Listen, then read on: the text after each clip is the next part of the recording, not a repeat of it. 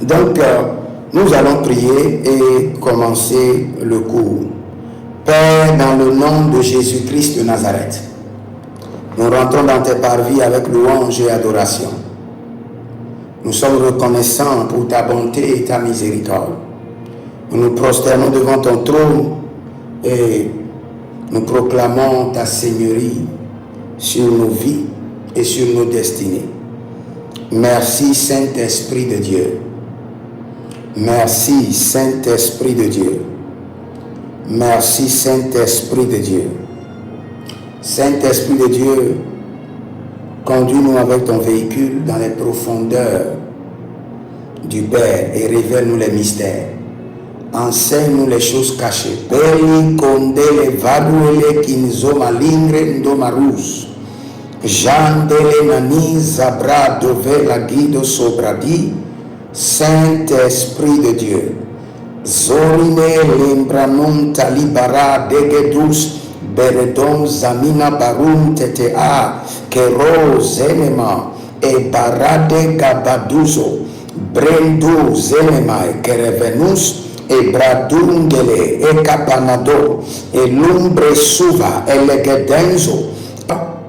Que la loi est venue pour nous pointer à Jésus.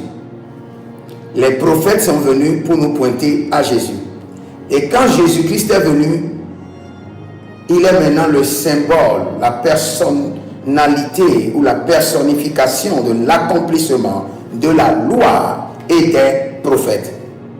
Donc Jésus est égal à quoi? Il est égal à la loi et les prophètes.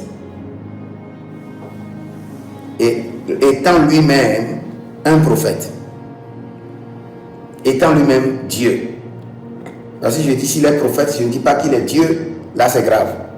Maintenant, le prophète qui est appelé doit comprendre la composition de son onction, la composition de son appel, les volets que Dieu a insérés dans son appel. Et je dis que l'appel du prophète détient 80% du prophétique. Mais il reste 20%. Les 20% sont à faire quoi? Il a appelé premièrement qui? Pas les pasteurs, les apôtres. Vous allez voir plusieurs prophètes. Ils ont aussi la capacité, un pourcentage, pas trop, un pourcentage jusqu'à 20%, capable d'opérer dans la dimension apostolique. Parce que la dimension prophétique leur permet de prendre les charges apostoliques. Examinez un peu le monde, regardez les prophètes et vous verrez qu'il y a une capacité que le Seigneur les a donnée. C'est vrai, au-dessus d'eux, il a appelé premièrement les apôtres. Et après les apôtres, les prophètes. Et les prophètes ont la mission de faire quoi? De faire prospérer l'église de Dieu. Quand nous parlons de prospérité, c'est le mandat prophétique qui le fait. Parce que vous devez comprendre que avant de faire prospérer quelqu'un, il faut d'abord le préserver. Je répète, avant de faire prospérer quelqu'un, il faut d'abord le préserver. Et le mandat de la préservation découle de l'onction prophétique. L'onction prophétique est capable de devancer les temps pour te dire il y a telle attaque. Quand nous parlons du prophétique, par exemple, de la royauté, quand vous étudiez le système par lequel Salomon a été intronisé, c'est par le prophète et par le conseiller. Mais sans le prophète, il ne pourra pas. David avait déjà décidé que Salomon serait roi, mais son frère l'a devancé. Et quand il a devancé, il a fait quoi? Il a pris un prophète. Parce que c'est le prophète qui comprend comment conférer la royauté. Et c'est le prophète qui détermine le lieu où la royauté doit être transférée, sur le mont Hébron. et tous les sacrifices qu'il faut faire pour que Dieu puisse dire cette personne porte la royauté et l'accompagner, c'est le prophète qui détermine. Dans un ministère pastoral, quand tu parles beaucoup des anges, tu es suspect. Dans un ministère apostolique, quand tu parles beaucoup des anges, tu es suspect. Mais un ministère prophétique parle des anges librement. Parce que le ministère prophétique, c'est le ministère qui a la capacité d'envoyer les anges en mission, de déployer les anges dans tous les domaines. Quand nous parlons par exemple du prophétique du jugement, nous ne pouvons pas confier cela à un apôtre. Non. Nous ne pouvons, l'apôtre peut donner des spéculations. Quand nous parlons du prophétique du jugement, le docteur peut nous donner, peut nous préparer une bonne thèse. Mais quand nous parlons du prophétique du jugement, il faut d'abord avoir la capacité d'aller assister à un conseil divin. Comme la Bible déclare dans Job 1,6, le ciel tient conseil. Il faut avoir l'habileté d'assister à un conseil divin et voir comment est organisé le conseil divin, où l'Éternel Jéhovah même préside le conseil des ministres qui sont les 24 vieillards, et comprendre comment introduire un dossier au conseil divin. Un pasteur ne peut pas nous dire comment introduire un dossier au conseil divin. Vous devez travailler sur votre prophétique à ce que le prophétique solutionne des problèmes pratiques, où vous pouvez aller au tribunal. Vous allez en prison, vous écoutez les gens. Et les gens qui ont été inculpés faussement, c'est là où le prophétique doit intervenir.